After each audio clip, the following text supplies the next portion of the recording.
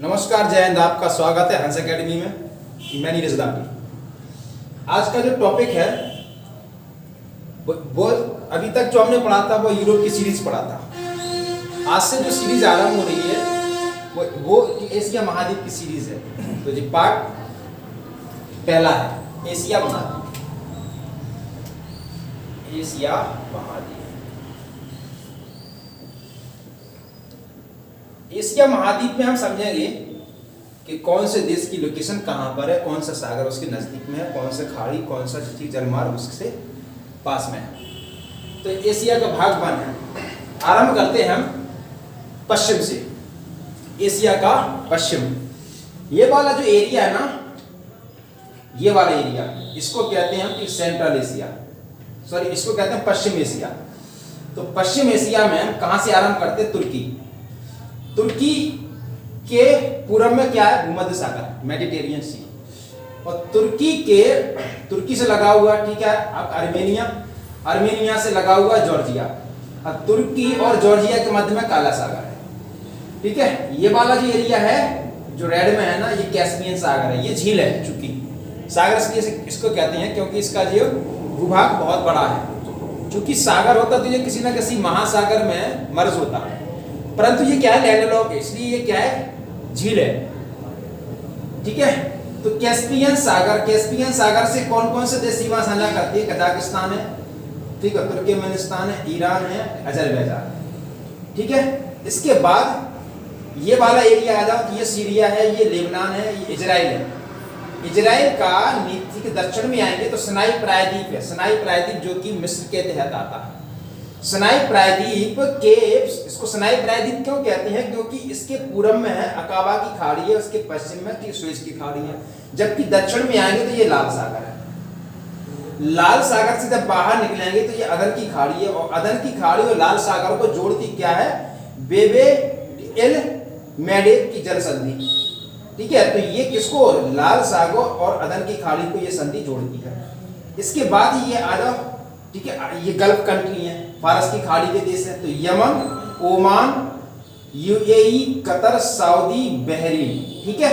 इसके बाद इसके और तो चलो, ये जॉर्डन है, इराक है, कुवैत है, ये फारस की खाड़ी है। ये वाला एरिया किसका? फारस की।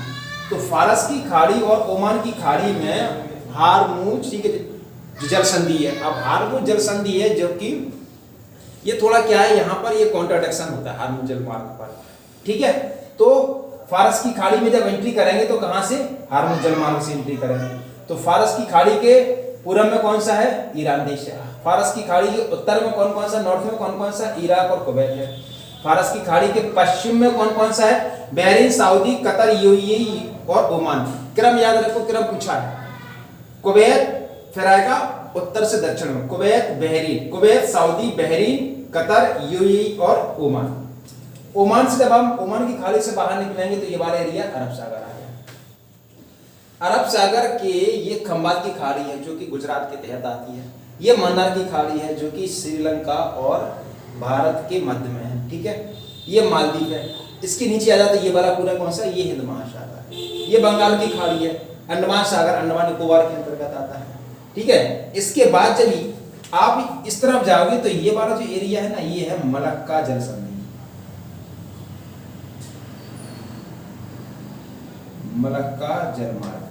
मलक्का जलमार्ग, ठीक है, विश्व का सबसे ज्यादा व्यस्ततम जलमार्ग है, ठीक है। क्योंकि प्रशांत महासागर, ये सब जितने भी प्रशांत महासागर ये द्वीपीय देश हैं जो, तो वे मलक्का जलमार्ग से ही प्रवेश करते हैं। तो मलक्का जलमार्ग से ये वाला देश है सुमात्रा, इंडोनेशिया लग जाता है। सुमात्रा है, जावा है, ठीक है, बोर्नियो है, ठीक है। इसके बाद ये ऊपर चलेंगे, जब मलक्का जलमार्ग से ऐसे एंट्री करेंगे ऊपर, दक्षिणी चीन सागर में ये क्या है? ये थाईलैंड की खाड़ी है, ठीक है। थाईलैंड की खाड़ी है। थाईलैंड की खाड़ी के ऊपर कौन कौन देश है? थाईलैंड, कंबोडिया और वियतनाम, ये उसको उत्तर में है। ये जो एरिया है ये दक्षिणी चीन सागर है। दक्षिणी चीन सागर में क्या है? 9 डैश लाइन है जो कि विवाद में है। दक्षिणी चीन सागर ये जो चाइना ये कहता है कि ये हमारा क्षेत्र है, जबकि प्रशांत महासागरीय देश हैं वो कहते हैं ये इसमें हमारा भी ठीक अधिकार है। तो दक्षिणी चीन सागर में चाइना क्यों कहता है? क्योंकि दक्षिणी चीन सागर सामरिक दृष्टि से के महत्वपूर्ण, इसके लिए बहुत महत्वपूर्ण है। क्यों है? क्योंकि दक्षिणी चीन सागर में मिनरल्स हैं, प्राकृतिक गैस हैं, ठीक है ना। इसके बाद क्या कहते हैं, मछलियों का उत्पादन भी है। तो इसलिए चाइना का 9 डैश लाइन, जो दक्षिणी चीन सागर क्या आता है 9 डैश लाइन, मतलब 9 देशों की सूची। दक्षिणी चीन सागर के उत्तर चलो, ठीक है, उत्तर में चलोगे तो टोकिन की खाड़ी, ठीक है, जो कि चाइना के अंतर्गत आती है, टोकिन की खाड़ी। ये देखो, ये लाओस है। लाओस कैसा है, लैंडलॉक देश है। लाओस कैसा है, लैंडलॉक देश है।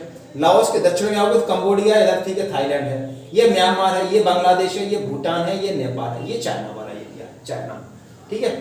चाइना के पूरब में जो कि ताइवान का उत्तर में पूर्वी चीन सागर है, और उत्तर में जाओगे तो पीला सागर आएगा, और इसके ये वाला एरिया में उत्तर के पीला सागर के, ठीक है, नॉर्थ में आओगे तो बोनहाई की खाड़ी है, बोहाई की खाड़ी है, ठीक है।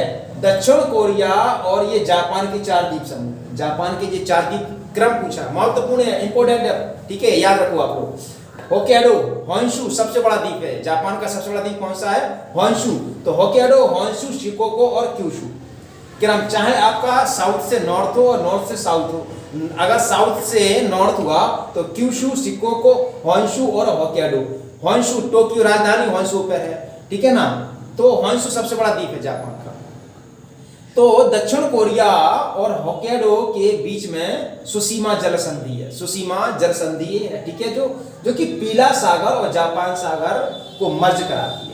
पीला सागर और जापान सागर को मर्ज कौन कराती है, सुशीमा जल संधि। अब जो होक्काइडो और होन्शु द्वीप के जो मध्य में है, सुगारू जल संधि है, सुगारू जल संधि है। ये होक्काइडो और होन्शु के द्वीप में क्या है, ठीक है, सुगारू जल संधि है। इसके बाद उत्तर कोरिया, दक्षिण कोरिया की जब हम ईस्ट में जाएंगे तो क्या है, जापान सागर है, जो कि जापान के ऊपर है, ठीक है। जापान सागर के थोड़ा और उत्तर में जाएंगे तो टारटरी की खाड़ी, टारटरी की खाड़ी, ठीक है, जो कि कौन सा, रशिया का पूर्वी क्षेत्र आता है। टारटरी की खाड़ी के नॉर्थ में जाएंगे तो ओखोटस्क सागर है, जो कि रशिया का पूर्वी क्षेत्र है। इसके बाद बेरिंग सागर आएगा। बेरिंग सागर मतलब क्या करता है, अलास्का और रशिया को, मतलब एशिया के मध्य में है। बेरिंग जल संधि भी है वहां पर। ये वाला एरिया किसका है, ये रशिया है। क्योंकि अब रशिया का ये जो क्षेत्र यहाँ का इस तरफ चल जाता है, ये चला गया आपका यूरोप साइड में चला गया। ये रशिया का कौन सा क्षेत्र है, एशिया का है। ये रशिया के इधर मंगोलिया के नॉर्थ में बैकाल झील, बैकाल झील क्या है, विश्व की सबसे गहरी झील है। बैकाल झील विश्व की सबसे गहरी झील है।